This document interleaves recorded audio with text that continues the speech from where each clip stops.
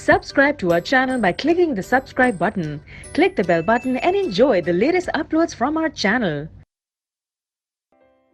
Question 11. Describe double circulation in human beings. Why is it necessary?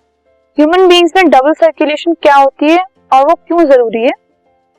So during a single cycle, blood goes twice in the heart, which is known as double circulation.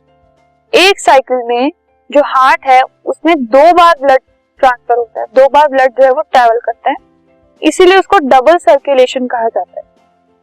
It is necessary in human beings to separate oxygenated and deoxygenated blood.